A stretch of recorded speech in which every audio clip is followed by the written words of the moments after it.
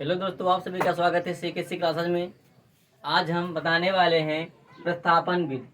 तो प्रतिस्थापन विधि को हम किस प्रकार से हल करने वाले हैं आज हम आपको बताने वाले हैं, क्योंकि ये बहुत महत्वपूर्ण है प्रश्न है और सभी परीक्षाओं में ये प्रश्न आता है। तो हम आज आपको बताने वाले हैं कि प्रतिस्थापन विधि कैसे हल करते हैं। यहाँ पर आपका एक प्रश्न दिया गया है, समीकरण 1 और समीकरण 2। इसमें क्या करना होता है, पहले आपको एक्स की वैल्यू निकालनी पड़ती है।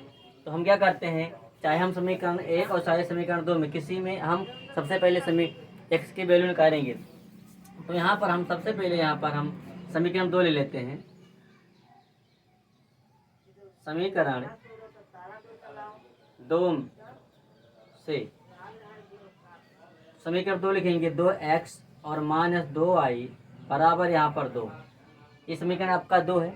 सबसे पहले यहाँ पर हम x की वैल्यू निकालेंगे। तो यहाँ पर है 2x बराबर आपका हो जाएगा, यहाँ पर लिखा है 2। इस -2 को जब हम 75 करेंगे तो ये प्लस का हो जाएगा, प्लस का 2y।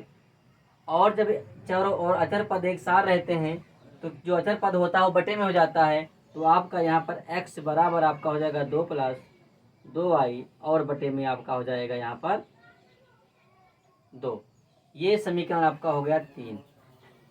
अब क्या है कि जो x का मान जो यहाँ पर आया है, x + 2y बटे में 2 जो आया है, ये समीकरण आपका 3 हो गया। अब इस x का मान हम समीकरण 1 में रखेंगे। तो समीकरण 1 क्या है, तो लिखेंगे x का मान समीकरण 1 में रखने पर।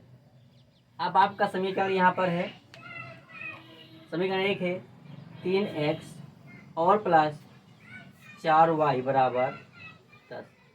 अब हमें क्या करना है कि जहाँ पर x लिखा हुआ है वहाँ पर रखना है 2 + 2y बटे में 2 लिख देना है। तो आपका 3 हो जाएगा। उसके बाद 2 +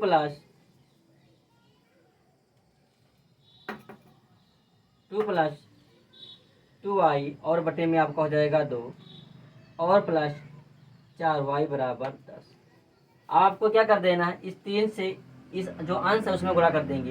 तो आपका हो जाएगा, यहाँ लगा देते हैं आगे, 3 दूनी 6 + 3 को 2 में गुणा करेंगे तो 3 दूनी 6y और बटे में आपका हो जाएगा 2 और प्लस 4y बराबर 10।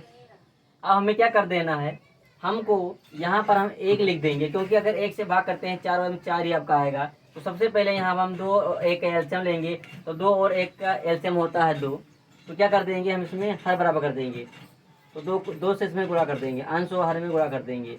तो आपका हो जाएगा 6 + 6y और प्लस 4 दूनी 8y बटे में आपका हो जाएगा 2 और बराबर 10। आप क्या कर देंगे, हमें क्या कर देना है, इसका हम त्रिया गुणा कर देंगे। अब तो आपको हमें इसमें 1 से गुणा कर देना है, यानी 6 + 6y + 8y का नाम होता है 6 + 6y और प्लस 8y का नाम होता है इतना, बराबर 10 दूना होता है 20। अब क्या कर देंगे, यहाँ पर हम यहाँ पर 6 और 8 6 14y और बराबर यहाँ 20। इसको जब हम 75 करेंगे तो ये प्लस का हो जाएगा -6। तो 14y बराबर 20 में 6 घटाएंगे तो आपका 14 आ जाएगा। और तो y बराबर आपका हो जाएगा 14 और बटे में आपका 14 14 में भाग करेंगे तो यहाँ कट जाएगा, आपका आएगा 1, यानी y बराबर आपका 1 आया। यानी सबसे पहले यहाँ पर हमें y का वैल्यू निकल कर आया है। अब हमें क्या कर देना है, जब y का वैल्यू निकल कर आया है तो हमें x की वैल्यू निकालना है। तो क्या करेंगे, अभी इस y का मान चाहे हम समीकरण 1 में रखें, चाहे 2 में रखें, चाहे समीकरण 3 में रखें, आपका आंसर आएगा। तो लिखेंगे हम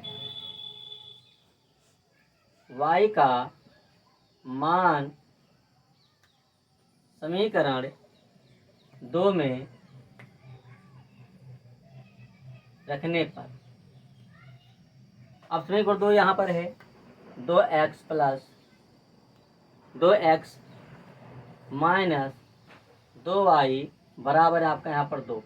अब जो y का मान आया इसमें रखेंगे तो 2x मान है 2, y की जगह पर रखेंगे 1 बराबर 2, तो 2x और मान 2 का नम 2 बराबर 2, 2x बराबर 2, ये आपका माइनस का 2 है, माइनस का है इधर ले जाएंगे तो हो जाएगा प्लस का 2, तो 2x बराबर 2 2 4 होता है, x बराबर आपका हो जाएगा 4 बटे में 2, तो x बराबर अब 2 से भाग करेंगे 4 में तो 2 दूनी 4 होता है।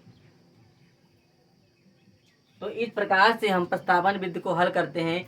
ये बहुत महत्वपूर्ण प्रश्न है इसलिए सभी परीक्षाओं में आता है। अगर हमारी वीडियो पसंद आए तो लाइक और सब्सक्राइब जरूर करें।